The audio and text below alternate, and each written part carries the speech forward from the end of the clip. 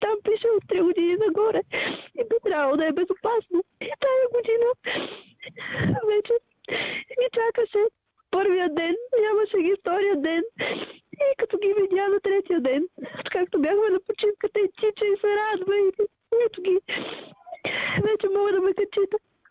И отидохме. И нищо, в смисъл, нито инструктаж е проведен, нито нищо.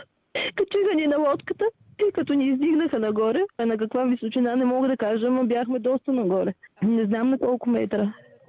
Еми, постояхме малко горе, той разглеждаше. Той беше супер изпълнително дете. Като му кажеш не мърда и той стои не мърда. Държеше се и само си въртеше очичките, за да разглежда колко е красиво и да се радва, че най-после е горе.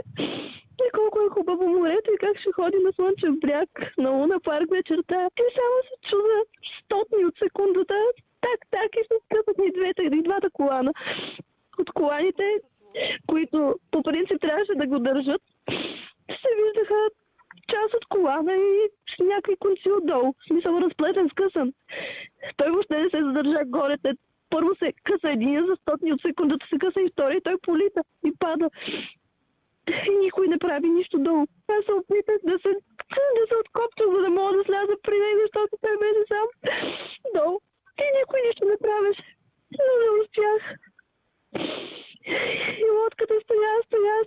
Ме държат във въздуха и да ме свалят. И аз креща отгоре и нищо не мога да направя. И лодката тръгна съвсем обратната посока, тя не знаеше къде е детето.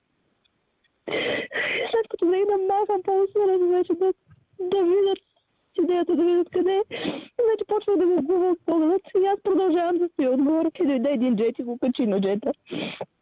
Мен продължават да ме държат горе. И след като ме свалиха, исках да ме закарат там или поне да звъннат, за да мога да знам какво е състоянието на детето. Лекарката, която е